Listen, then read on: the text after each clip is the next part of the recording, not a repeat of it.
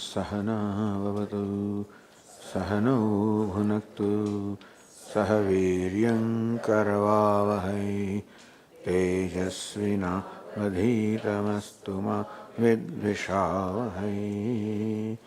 ॐ शान्ति शान्ति शान्तिः।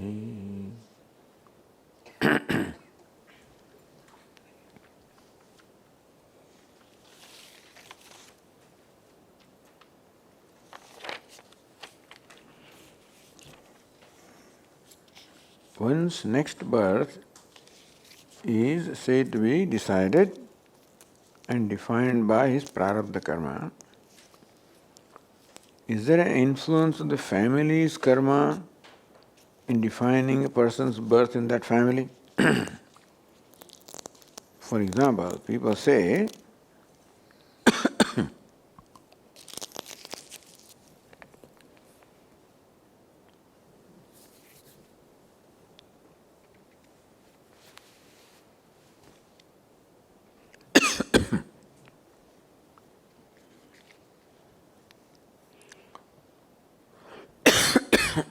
Sarpa-dosham or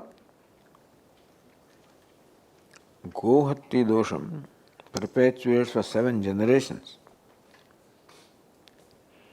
So how does one person's prarabdha karma, the family karma, influence a birth in that family?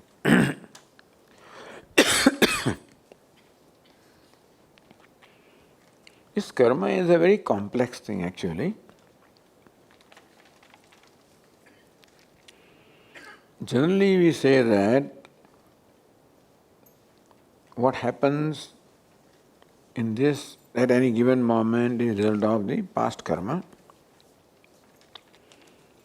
But then past karma of how many people, this question that when a person or a jiva is born in a family,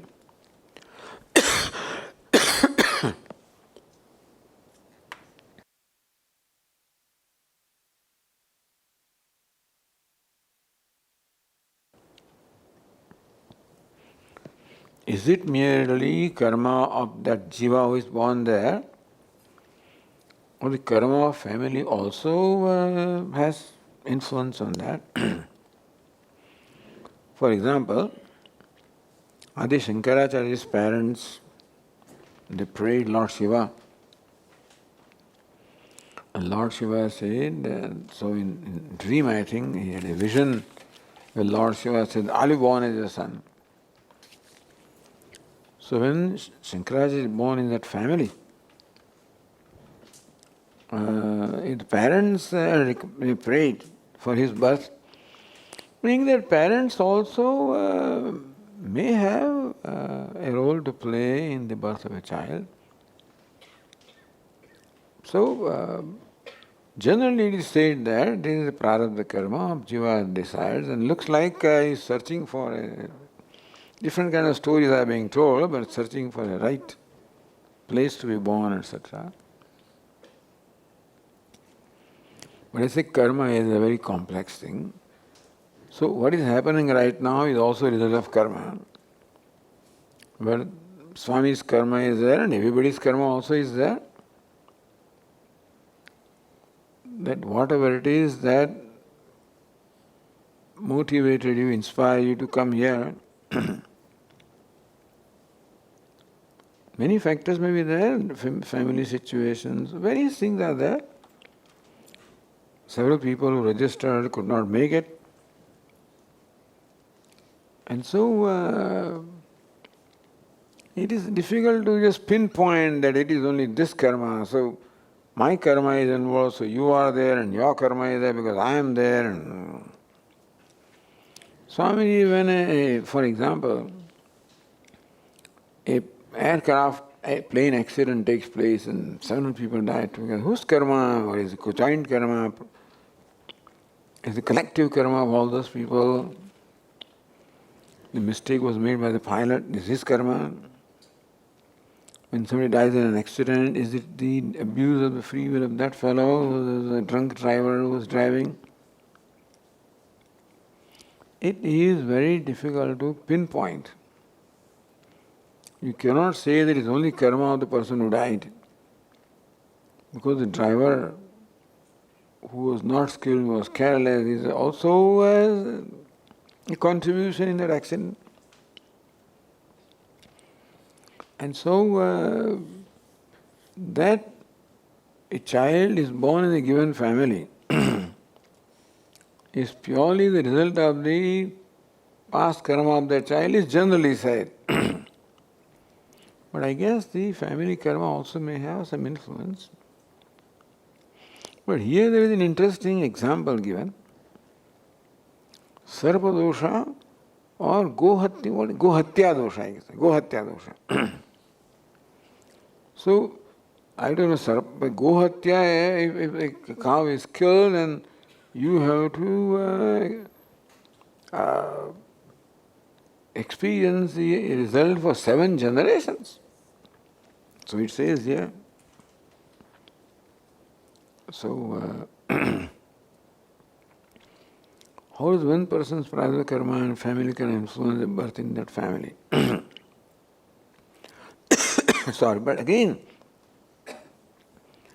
this person will be born 7 times to experience the result of the gohatya, etc.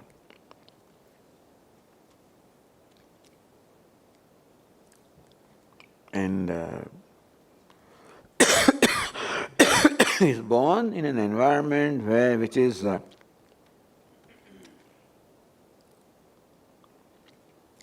I should say, which is a setup for him to experience the result of his karma. There cannot be a definitive answer about karma is concerned. I will not say there is a definitive answer about karma. Generally speaking, what happens to a person is the result of his or her karma. Generally. It will not be, because any event involves more than one person. So even birth in family involves the family members also, so who knows what is the influence of those things. But I don't know, I never thought about karma, by the way. I don't think about this. What does it matter? What does it matter what karma? I'm born here. What does it matter? My prarabdha, this prarabdha. So somehow this has not interested me, and I have not thought it to be something to spend much time about. That's why I'm not able to answer it very well. This karma is not my favorite topic. And Vedantis don't bother about karma and stuff like that. Prarabdha, Purushartha is important. Bhagavad Gita says, Karmanyavadikarasya, you perform your duty. Prarabdha, Prarabdha, theek hai. You can say Arjuna's prarabdha brought him to the battlefield, etc. But what he has to do is his duty. So, Bhagavad Gita is a Purushartha Grantha, not Prarabdha Grantha. Vedanta also has Purushartha, what we should do. That doesn't mean Prarabdha is not there. Any given situation is the result of a combination of Prarabdha and Purushartha. What is the Prarabdha role? I do not know. What is Purushartha role? I don't know. Free will and destiny, both of them play a part in every situation. My free will also to come here, and then the destiny also of that I was supposed to do a given thing. And each of you in that sense. So there, as far as I know, there cannot be a definitive answer as far as karma is concerned. And I personally wouldn't bother about it also. Because what is important is attitude that you should have with what comes before you, what you are confronted with. Siddhi siddhyo samatvam yoga uchyate. Samatvam, sameness of the mind, equanimity of the mind. In the face of what happens.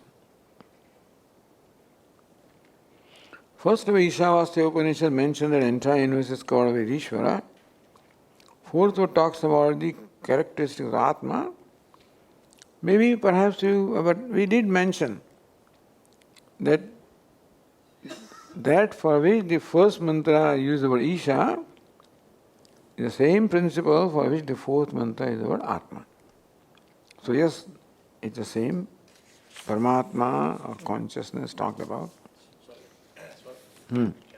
Yes.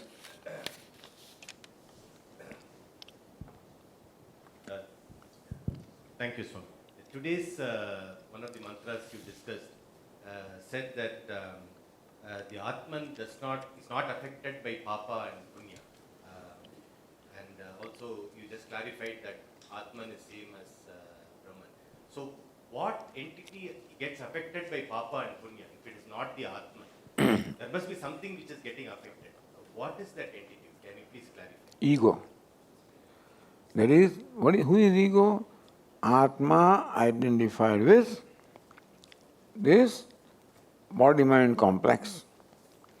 So ego or the sense of I notion has two aspects in it. One is the conscious aspect, and other is the vritti or the prakriti aspect or the unconscious aspect. So that ego is what gets affected. Because ego performs karma, Atma doesn't perform karma. So when Atma has a sense of I, then he becomes doer, karta, bhokta, etc. And so Atma identified with the upadhi is called ego, and he is karta, bhokta. So he performs actions, he is accountable for the outcome of the actions and punya pava. So what I call I right now, but what I call I is the ego right now. Its essential nature is Atma, who is not affected.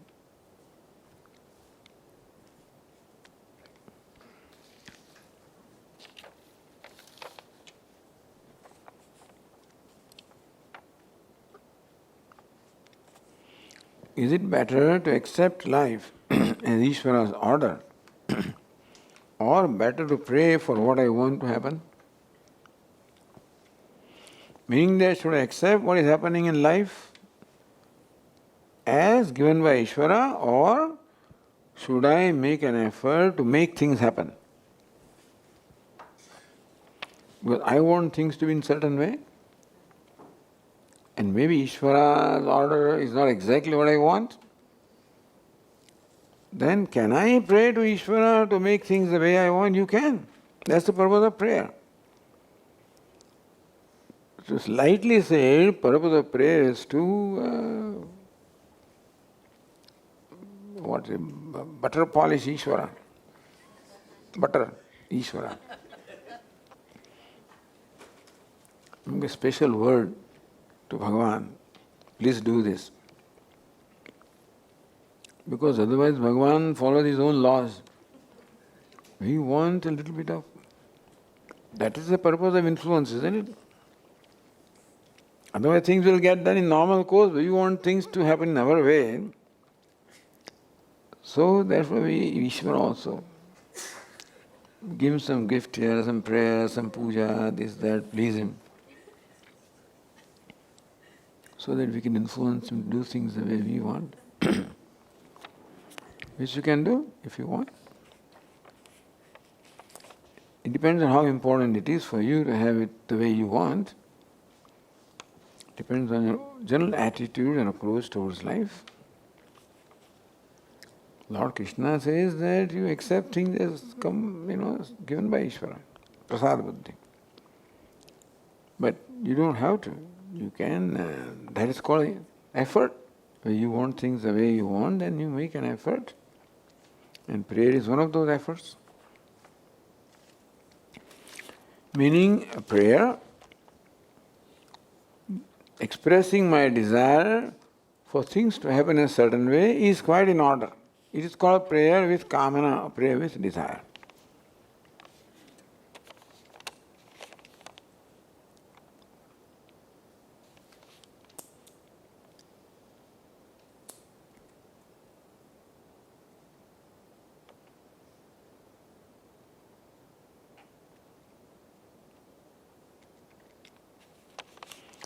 I was trying to find opportunity in situation of hurt abuse, to objectively see, if I subscribe to the hurtful statements, sometimes I can see why I get hurt.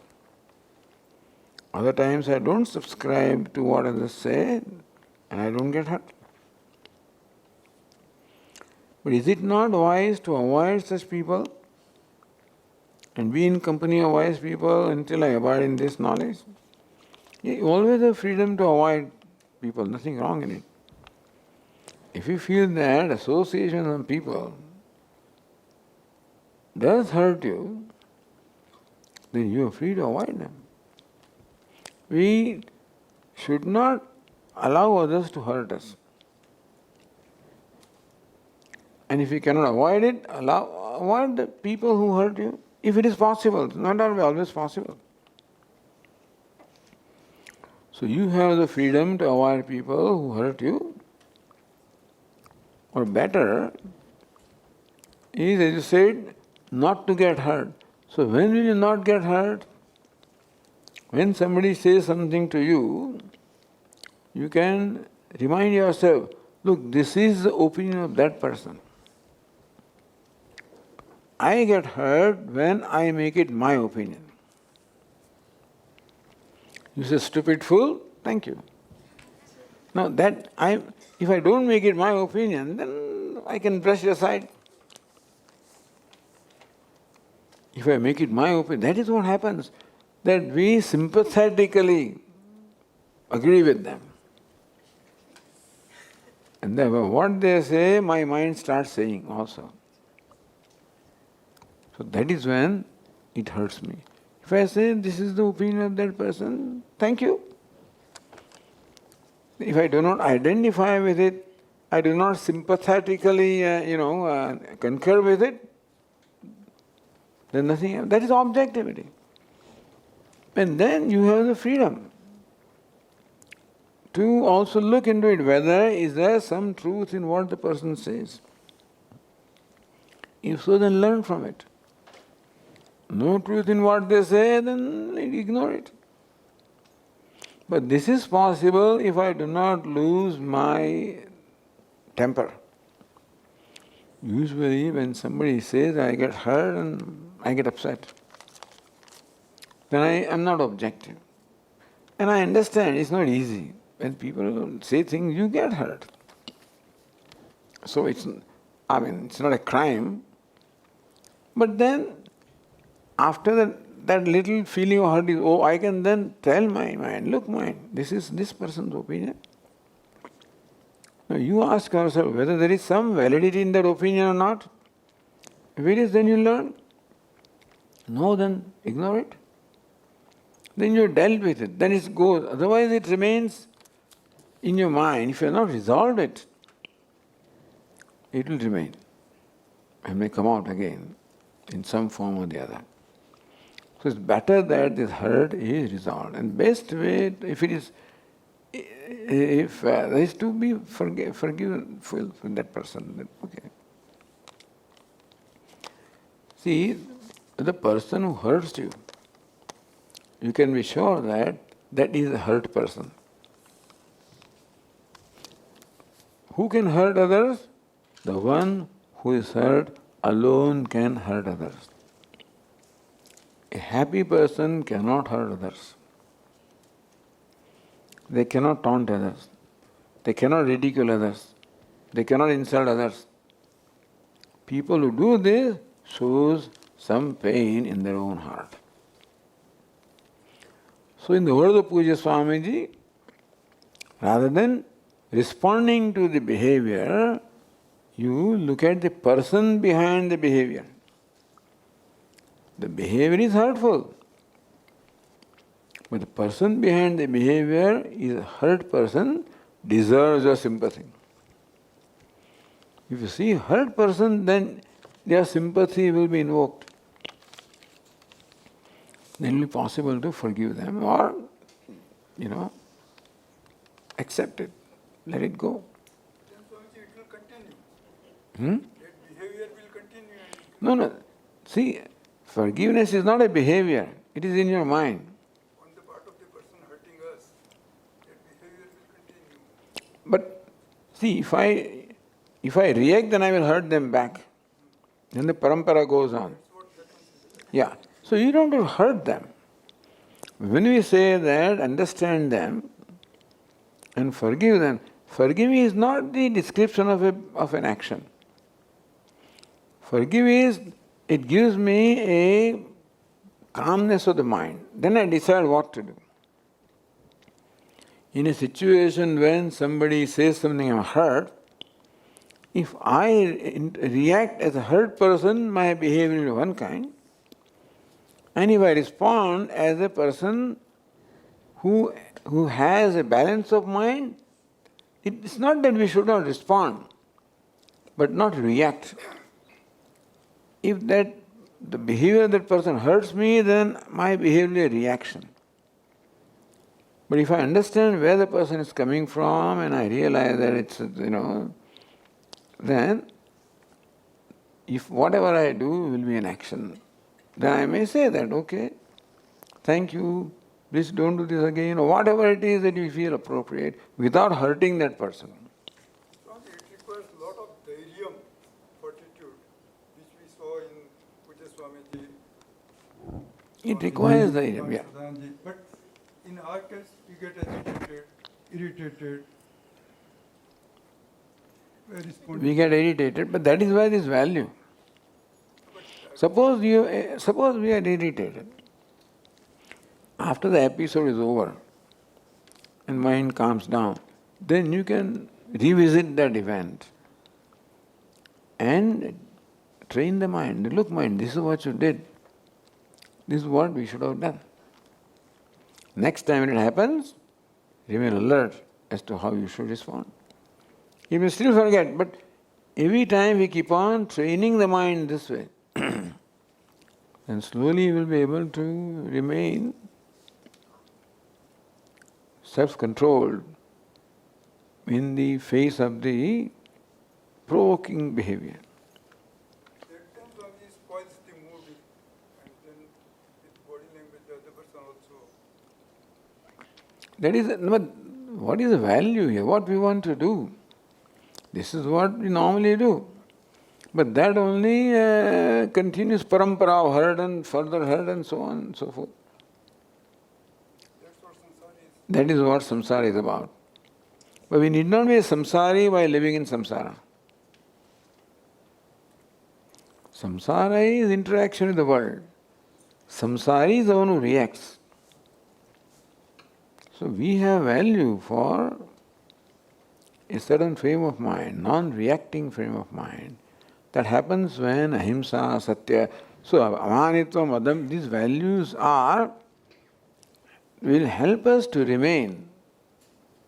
In living in samsara also, it will help us to maintain a balance of mind. Having seen Pujya Swamiji and Swamiji little closely, I feel frustrated and disappointed that my agitation and irritations and all that continues and creates problems. I see a lot of gap also. What should Doesn't matter, as I said, let us learn from that experience that I got agitated. Could I have done it differently? Could I have responded differently? Based on now this understanding, then we can teach the mind. Next time it happens, do this. It may forget. Again, how to change the behavior of the other person? we cannot change behavior, we have to only change ourselves. But you can, depends on the relation with the other person. See, you can change somebody provided that somebody wants to change. Swamiji says you cannot change someone who does not want to change. And changing also depends upon your adhikara. Whether you have the adhikara means a position. Suppose your father, then maybe. So, if we have the adhikara means that the position, then we can help change. But nobody will change simply when we demand change. We have to help them understand the need for change and facilitate that change. What about if it is a spouse situation? If It is understood. This is unsaid. What all is said here is, we don't know to specify who that other person is. But he is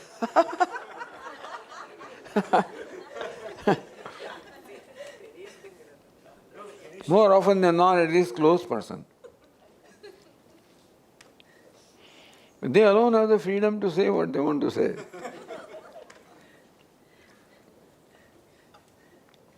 And they know us better than other people do also. No, Swamiji, originally when this question was raised, you were saying that you have a right to, right, or if the other person is nasty, you can move away.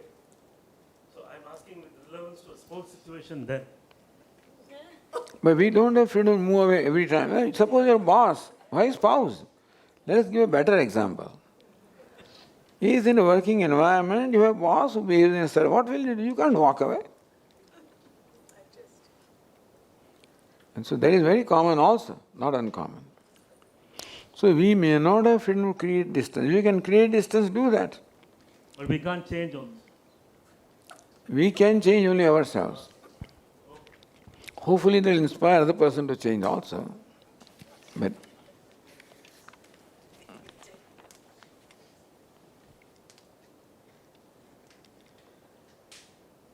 wow, it's a big question. Explain and enlighten us about similarities and differences among the Advaita, Vishadvaita, Dvaita, etc. That's a thesis, you know. So I think. Wow.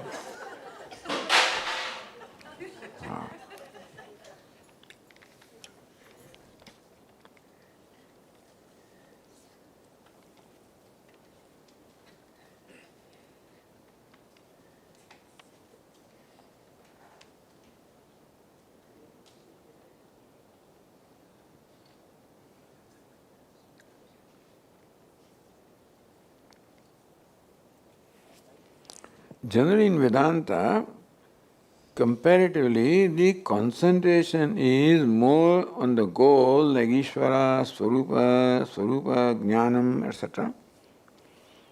Less concentration or focus is given to the process or means to achieve it. What is the reason? That depends upon what text we are studying. If studying Bhagavad Gita, then the equal emphasis is there on the sadhanam also, which is karma yoga. Upanishad, when we study, it certainly focuses on jnana also, but there is jnana kanda. Ideally, the person who studies Upanishads has already gone through karma yoga and gained antahkarana shuddhi. That is the reason Upanishads do not much talk about karma. Ishavasi is more an exception. That talks about kurvandevehe karmani. Generally speaking, in Upanishads, somewhere you can find some upasanas, but most Upanishads don't talk about karma yoga because that stage one has already passed through and has come to Upanishad. So Upanishad is Brahma Vidya and therefore it primarily focuses on unfolding the nature of Ishvara, nature of Brahman, nature of self. That is the focus of Upanishad. It's not Vedanta, that is called Vedanta. So Vedanta is the last portion of Veda. The earlier portion is the Karma Kanda, where the Karma and Karma Yoga are there. So that's the reason why when come Vedanta classes, there is not much discussion on Karma or Karma Yoga, except when it is Bhagavad Gita. But in Upanishad classes, this is an exception, that it talks about Karma Yoga, so we have an opportunity to discuss that.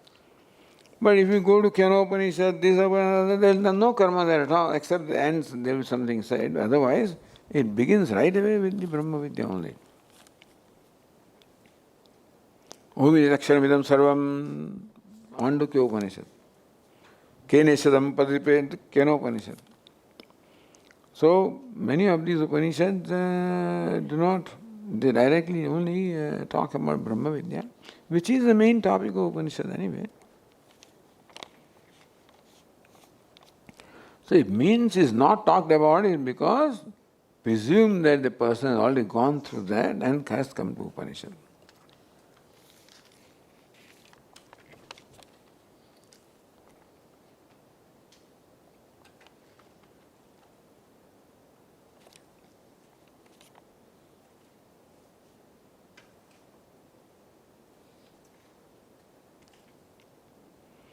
if the self is Ishvara, and there is no other reality other than Ishvara, then who is an avatara? We call Bhagavan, Buddha, Ramana Maharshi, Ramakrishna, Paramahansa and others as avatara. What is significance and how should I perceive avatara? He's also Ishvara. If everything is Ishvara, avatara also is Ishvara. So avatara is a very special entity that Ishvara himself has taken a given embodiment, and therefore avatar is one who is Ishvara, meaning all-knowing, omniscient, omnipotent, omnipresent even from the birth, like Lord Krishna. So there are avatars where Aishwarya means what? The omniscience, omnipotence of all Ishvara is very much there from the birth. In a given avatara, all these things may not necessarily be displayed. Some avatars come only to perform a certain function. The Nrsimha avatara is for a certain function. Vamana is, Vamana avatara for a certain function. Varaha avatara for a certain function. Only Rama and Krishna avatara, which are for many more functions, and particularly Lord Krishna's avatara. So they have come for a certain agenda, mission, and they carry out that mission and then depart. So avatar is very much Ishvara. If everybody is Ishvara, why is not avatara? But avatara is a special manifestation of Ishvara, where Ishvara has assumed an embodiment to carry out a certain task. Paritranaya sadhuna vinashaya duskram. But every avatar doesn't do everything.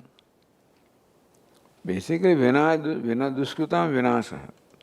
Where there is Matsya, Kuru, Vamana, but only Paritranaya sadhuna, Rama and Krishna, mainly. To some extent, Parshurama. But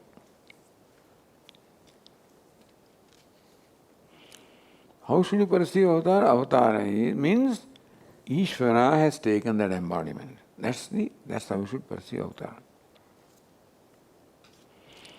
Now, whether a given entity is avatar is a matter of our faith. And so, if you consider some avatar, fine, it's a matter of Shraddha.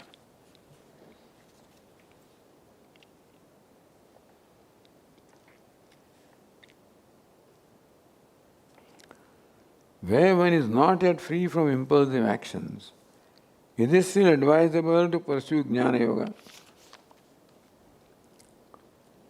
I don't still have Antakarana Shuddhi. Can I still listen to Vedanta? You can. Vedanta helps Antakarana Shuddhi also. Vedanta gives us, clarity about things, and therefore, even when false notions go, that all the problems created by those false, so Shravana you can definitely carry out. Only that time Shravana the mind is quiet and calm. So you find that the mind disturbs Shravana also, then it's a different matter. But if you are able to do Shravana, then certainly take advantage of that. And when the time comes for following values, etc., you do that. How does prayer help a mumukshu? Does the role of prayer change in the case of a Jivan Mukta? How does prayer help anybody? As we said, by prayer we are seeking grace of Ishvara. If prayer is directed for a certain agenda of mine, then that is how I pray, that please give me this. So when you go to Tirupati and you put something in Hundi, then they say that whatever Sankalpa you do at that time gets fulfilled. Tirupati, when you do this in Hundi, whatever is in your mind, that's why people go there, I think. So, purpose of prayer is to fulfill my desire. Now, if it's a desire, then you know very well that desire is no end, but still, you think it's very badly needed, there's nothing wrong. If you think that you need something very badly in your life, you can certainly pray to Ishvara to give you that. A Jivan Mukta, his life itself is prayer. So whatever Jivan Mukta does is grace or prayer. What should be Vanaprastha lifestyle in modern days? In modern days, Vanaprastha means you need not go to forest. If you have the support of your family, then you can live a retired life in the home itself, so that there is no botheration of, cooking and cleaning and stuff like that. So the family supports you. Vanaprastha is you live with the family, and they facilitate your spending time with yourself and doing your prayers, doing your listening, doing whatever that you want to do. So life of Vanaprastha is basically devoted to prayers, worship, and also study of Vedanta. And you can do that if your family gives you that support, then that's the best place. Don't go to forest. There is no forest nowadays anyway, but then, and when you go to forest, we don't know what to do also. Those are tough people, I guess, going to forest. Forest is more romantic than realistic, for us. Those who live a life in the city, forest is not an easy place. So Vanaprastha is retirement, meaning that you have fulfilled your responsibilities. Now you can fulfill the responsibility of your religious and spiritual pursuit. But there you need the support of a family. If the family expects that you go and get milk, and go and find vegetables, go and do, because now that you are spare, you have nothing else to do, then they will expect you to do other things, That is why even as children also will never be around where mother is.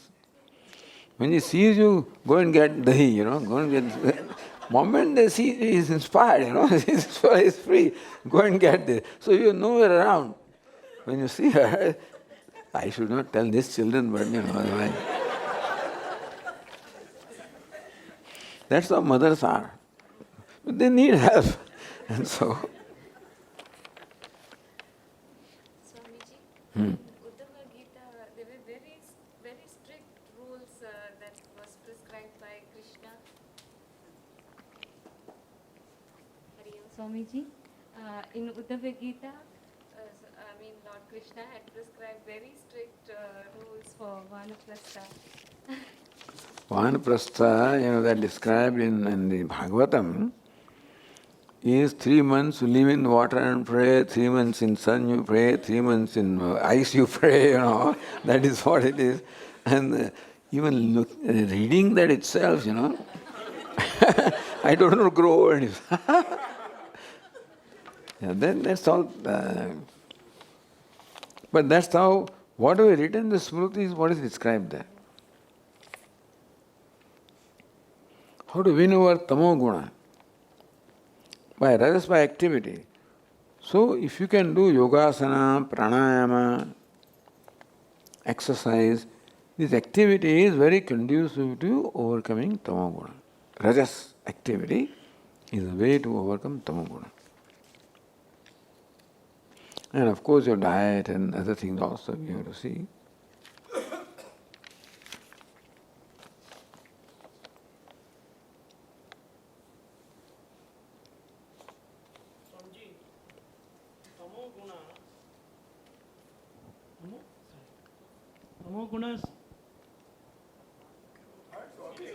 Tamoguna is a function of the mind. For the exercise, etc., will it help? It's only for the physical body. Yes, so the question is, tamoguna is the disposition of mind. How does exercise help? It will, because body and mind are connected. So when you activate the body, mind also gets activated. Because prana is also involved and prana also influences the mind.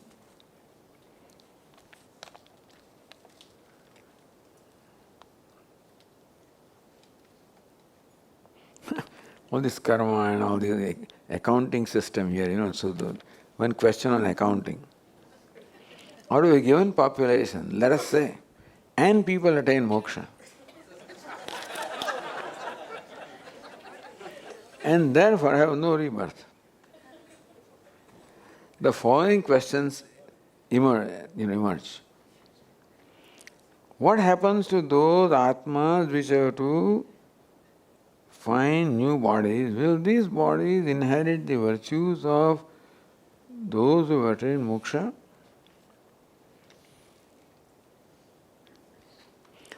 Why this business of karma and rebirth? Why is it bothering us? I don't know. So what suppose you know, then what happens? That somebody's karma affects somebody, what does it matter? Why am I concerned about somebody's dying and being born and this? Why should I?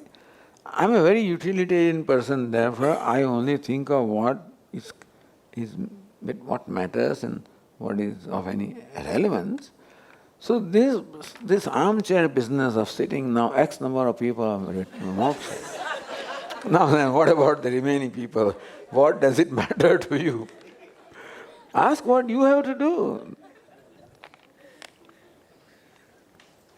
There are many questions, the following questions emerge.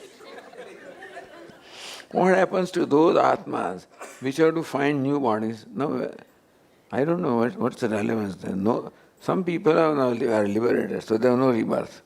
What about others who have to find? Will these bodies inherit the virtues of those who have attained moksha? Leftover? People who attained moksha are gone, so they are not to influence what's happening here now. I do not know how this question arises, that some people got moksha, it doesn't affect anybody else. Everybody has to go through his own prarabdha. And so that somebody attained moksha doesn't benefit me in any way, as far as I understand anyway. Isn't it? What impact will it have on the rebirths or population growth? People are concerned about population, so I appreciate that, Somehow these things never occur in my mind. As a corollary, are the number of atmas finite or infinite? Ascetics or evolved souls who have led a virtuous life, moksha.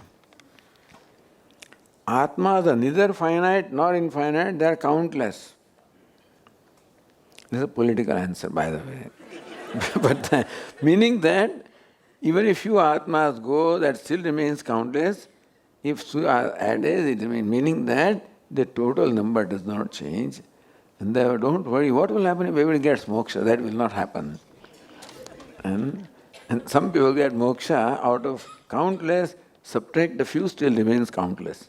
And therefore, there will be no net effect of some people attaining moksha. So don't worry.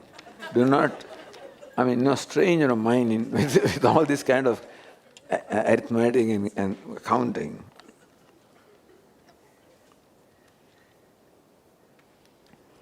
How does the ignorance cover jiva in the mother's womb? Now let's think about this. How does ignorance cover jiva in a mother's womb? Mother's womb. Yeah. But in what way is mother's womb different from inside and outside? What's the difference? Ignorance is the same. You are inheriting ignorance from mother's womb, from inception.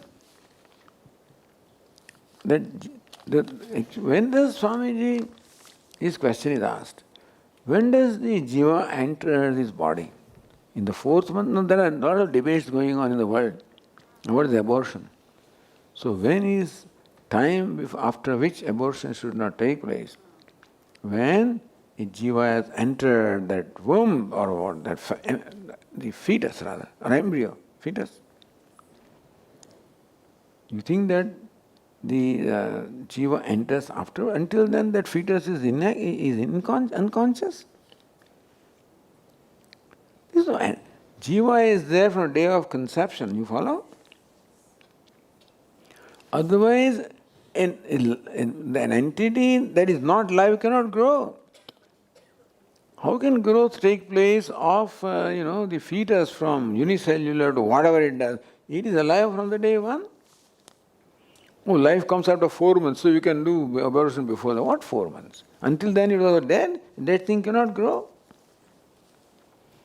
It is alive from the day one, from the inception. So anytime you do that, it is whatever it means, you know. So there is no justification. You may have some reasons to abortion, etc., but then don't say I did it before a certain time, therefore, no.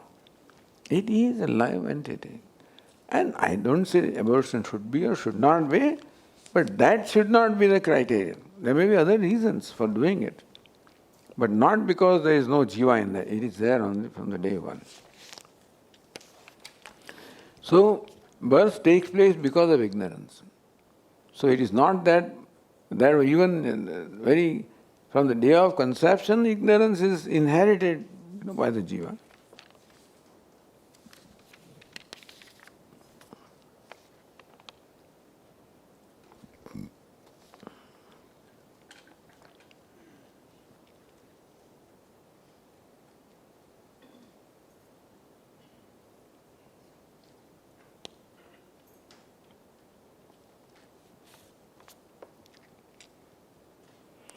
I feel compassionate for suffering or nagging people. Now, what is suffering and nagging? Nagging? You know what is nagging?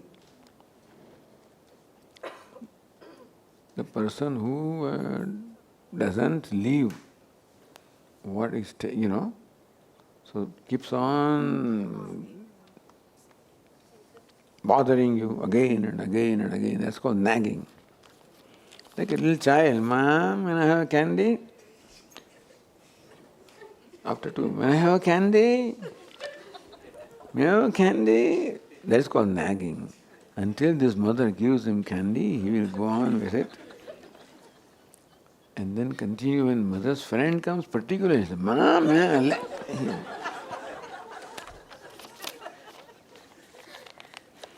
So nagging people need not be suffering people. Nagging may be quite deliberate, Need not be compassionate to nagging people. Because nagging need not be equal to suffering. It may be a deliberate thing also.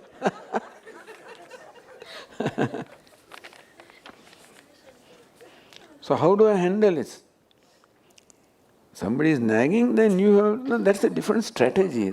Compassion is not a strategy.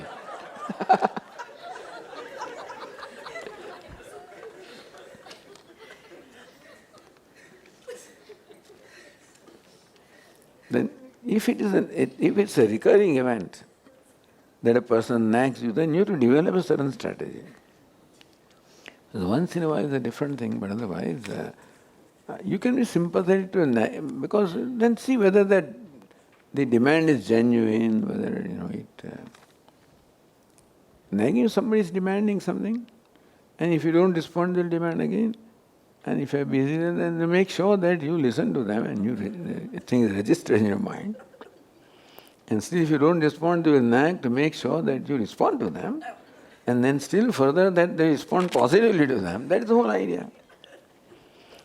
So in your mind, you decide whether you think it is right to respond that way and not right,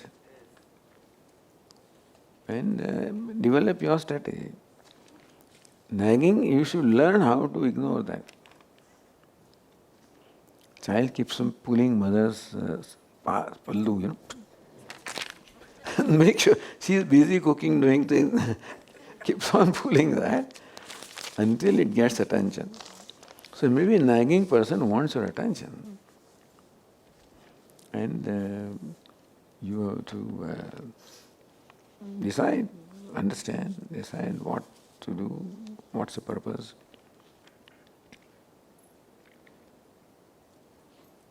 But when it is distracting me, spiritual pursuit, it disturbs me. So you are praying and somebody is nagging you, come on, make tea for me, When I am going to have tea, so is that called nagging? In your spiritual pursuit, you are doing, praying, you are doing japa, you are doing puja. Come on now, when am I going to have coffee? Is that called nagging? It depends on who is nagging also, by the way. Whether you can ignore it, it may not be always possible to ignore something.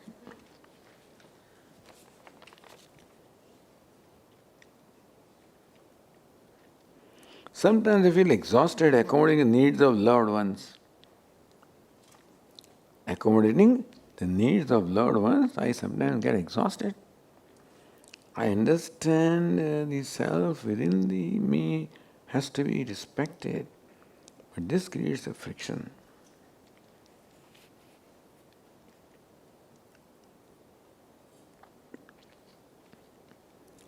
Now, there has to be boundaries in every relationship. There cannot be any relationship where there are no boundaries, because otherwise you will be completely exhausted and drained out. So this much I can do, and let it be known also what my boundaries are, politely. This much I can do, this is not that we have to fight about, but then, so let other people know what your boundaries are, in general. Let they know that this far I can go and this much, So, we have to let the world know what our boundaries are. And everybody has boundaries. Nobody can be boundless. Meaning that you cannot be helpful boundlessly, compassionate boundlessly, etc., etc. Only Bhagavan can do. Or Jivanmukta can do, perhaps. But then we cannot do that. So we should recognize our own boundaries and function within that. And the relevant people know what our boundaries are. And when there is an environment of communication, usually when this is going on, demand, at that time you try to tell them it won't work. But when there is a communication atmosphere is there, then you say, look, when I'm praying, when you do this, this is what happens to me. Suppose you feel distracted from your spiritual pursuit, then when there is an environment, when you can communicate with a person, then you can, in a cool mind, say that, look, when you do this, when I am praying, this is what happens to me. Is it possible that, it can change, it can be done differently?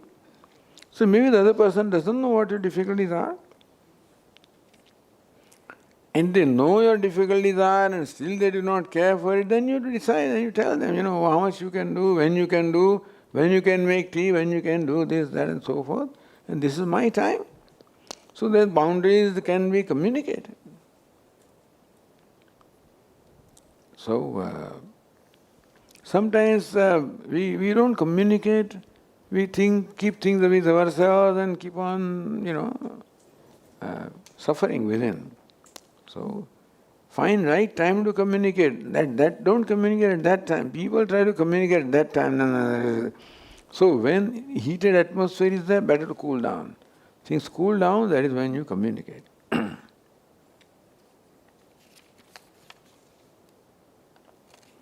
Please explain about ignorance. Now we have been talking about ignorance every day, in these classes. So I think you may, revisit our classes, and maybe it will come in the next 2 days also possibly. Let's see. Oh, this is already answered.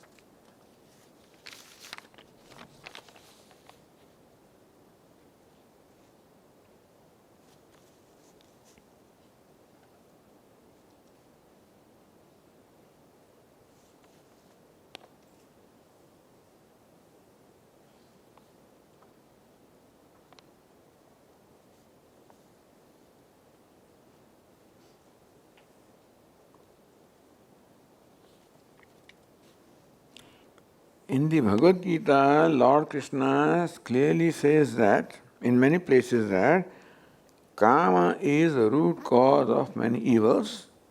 So he instructs to win over Kama. Kamesha, Krodesha, Rajoguna Samudvaha, Mahasano, Mahapapma, Vidyenam Vairanam. That's the number one enemy.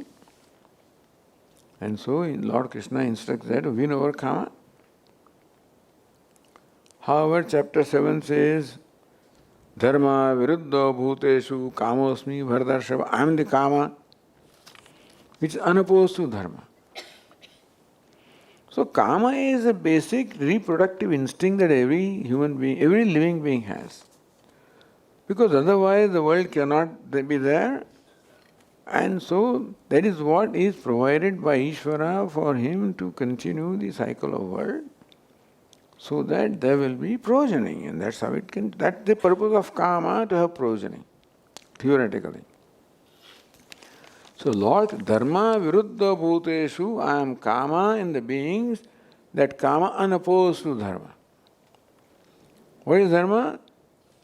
Ideally, the purpose of kama is for progeny, not for bhoga. That is what Manusmriti will say, all kinds of people will say that, but everything is all right within boundaries. That's all we can say. Kama is something natural to all living beings, and therefore the purpose of the married life is to be able, the artha and kama are the purusharthas of a grihastha. So kama should be expressed in a legitimate way. That is why the married life is a legitimate way of expression of kama in this culture. And there also there are rules and regulations, etc. But everything should be with restraint. Nothing should be unrestrained. There should not be, it should be restrained, whatever that means, but then, because then it takes over us, and then it rules us, then it becomes an evil. Kama by itself may not be evil as long as it serves the purpose of the Purushartha, but then when it goes beyond the boundaries, then it can become an evil. So Kama is permitted for Grihastha. Neither Brahmachari nor Vanprastha nor Sannyasa, but for Grihastha it is certainly permitted within boundaries.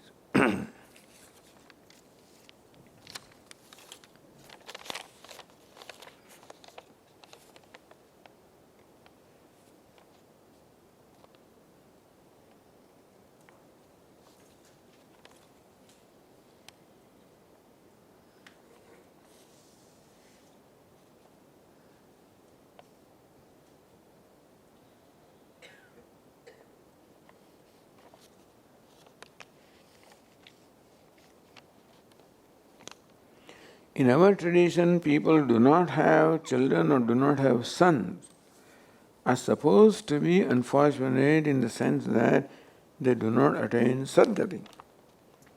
In which case, some say that Atmapindam can be offered by them when they are alive. Some say that this should not strictly not be done. Is there a solution for this for ordinary people who are not enlightened? Meaning that traditionally a son performs the rites, after the departure of parents. And if son is not there, then theoretically they cannot perform those rites. Then there is then I think son can do, and then the nephew also can do. Then your grandson can do. There are some provisions, by the way. If you don't have a son, you have a daughter, then the daughter's son also may be able to do some rites. Or, I'm not an expert in this, by the way, so you have to ask people who are well versed in these things. I'm not, or whether that Jivat Shraddha, you give your own Shraddha, etc., whether that is advisable or not, that I think we have to ask more knowledgeable person about this thing, about what are the rituals we perform after death, etc. In Vedanta we didn't study that, did we?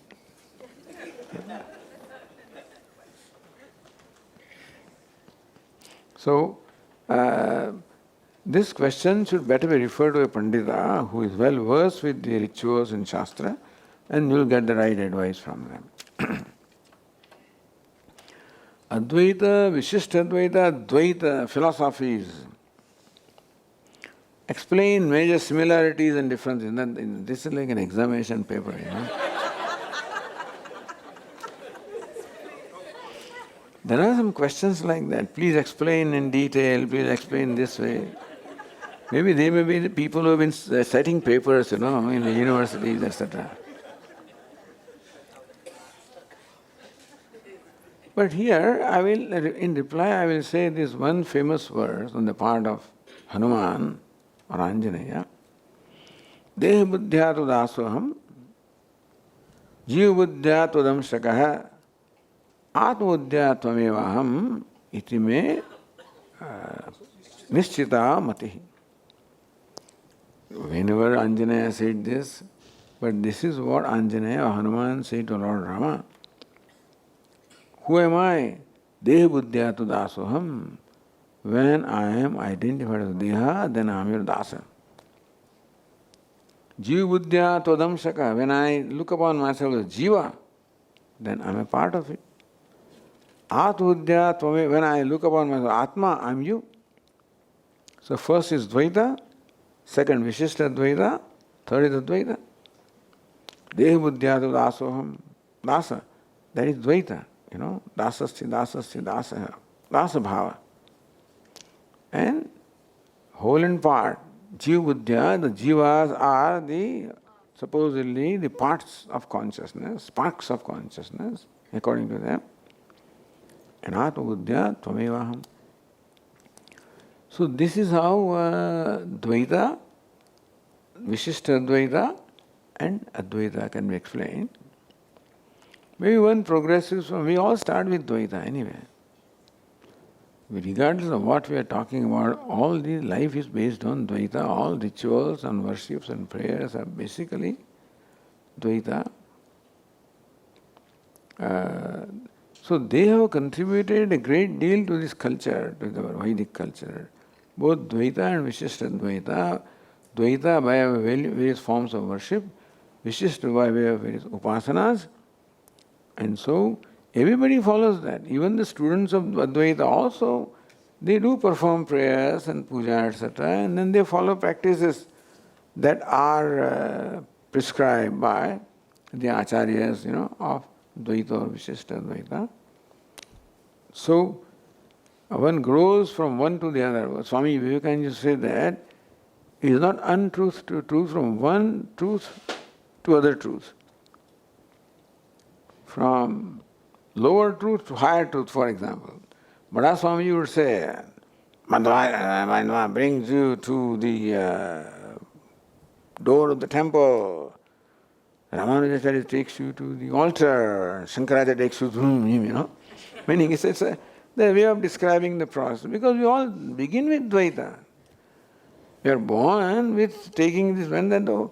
Basically, the whole people in India are Dvaitins anyway. All practice are all based on that, and there are some Vishishta Advaitins. But then as we learn about things, then we realize, you know, how we have to slowly grow out from one to the other to the other. And so, difference is, Dvaita means Ishvara is different from me, and there is the Bheda, mutual exclusion. Ishvara is not I am not Ishvara. Vishishta Advaita, I am part of Ishvara. Advaita, I am Ishvara. You can say these are the three states also of slowly our growth, and thus discovering more and more, you know, true relations with Ishvara. Begin with difference, duality, then recognize I am part of it, then recognize that I am one with it. But you can remember this verse. Deha buddhya dasoham dvaita, jiva buddhya tvadam shakaha. When I look upon myself as jiva, then I am part of you. When I see myself as Atma, I am you. Okay?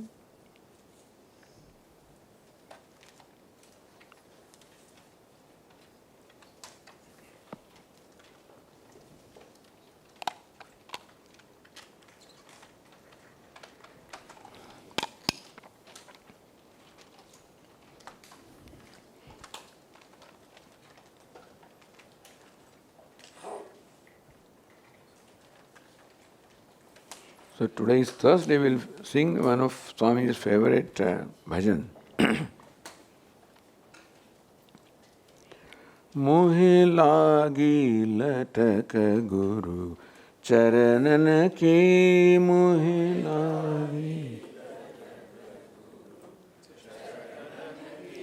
मोहे लागी लटक गुरु चरणन की मोहे लागी लटक चरणन की गुरु चरणन की प्रभु चरण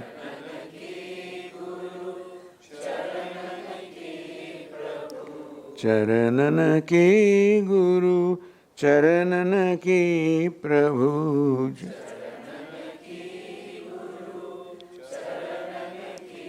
मोहे लागी लटक गुरु चरणन के मोहे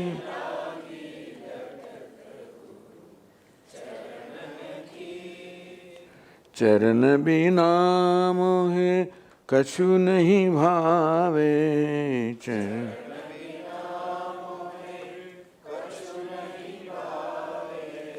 चरण बिना मोहे कछु नहीं भावे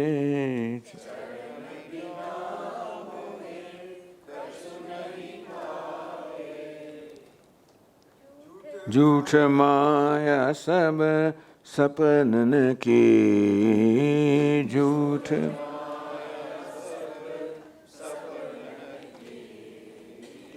झूठ माया सब सपनन की झूठ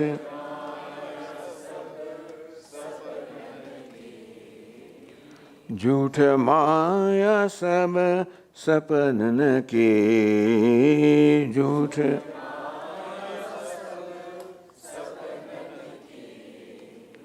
झूठ माया सब सपनन की झूठ माया सब सपनन की मोहे लागी लटक गुरु चरणन के मोहे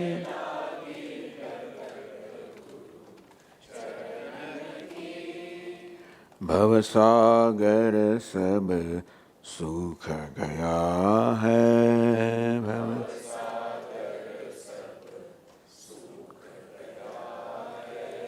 भवसागर सब सूख गया है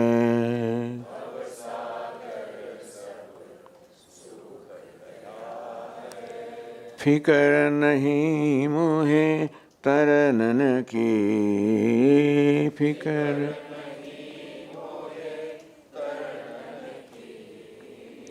फिकर नहीं मोहे तरनन की फिकर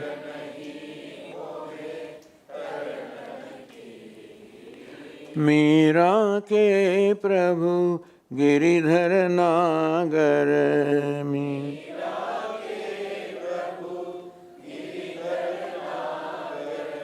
मीरा के प्रभु गिरिधर नागर में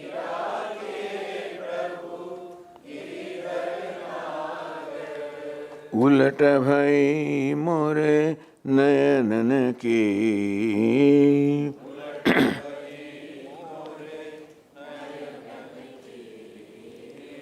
उलट भई मोरे नयनन की उलट मोहे लागी लटक गुरु चरणन के मोहे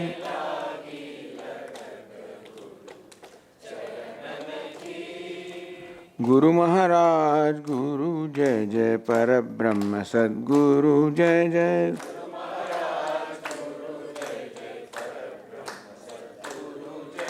गुरु महाराज गुरु जय जय परब्रह्म सद्गुरु जय जय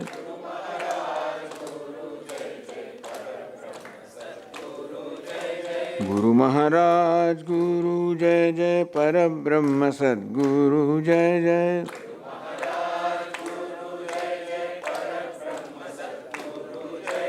गुरु महाराज गुरु जय जय परब्रह्म सद्गुरु जय जय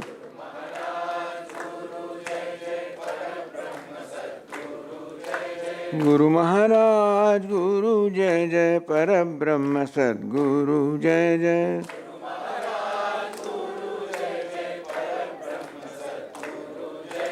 गुरु महाराज गुरु जय जय परब्रह्म सद्गुरु जय जय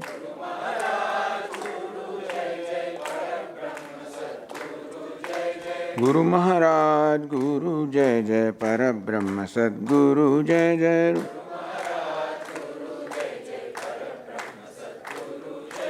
गुरु महाराज गुरु जय जय परब्रह्म सद्गुरु जय जय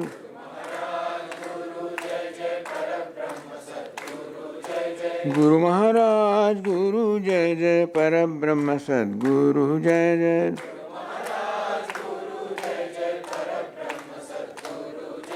गुरु महाराज गुरु जय जय परब्रह्म सद्गुरु जय जय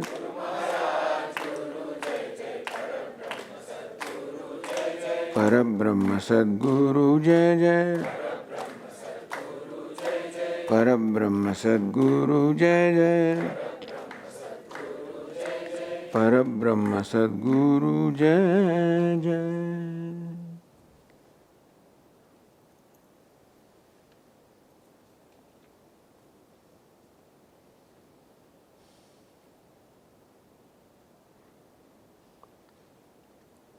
ओम सर्वे भवन्तु सुखिनः सर्वे सन्तु निरामयाः सर्वे भद्राणि पश्यन्तु मा कश्चित् दुःखभाग् भवेत् असतो मा सद्गमय तमसो मा ज्योतिर्गमय मृत्योर्मा अमृतङ्गमय।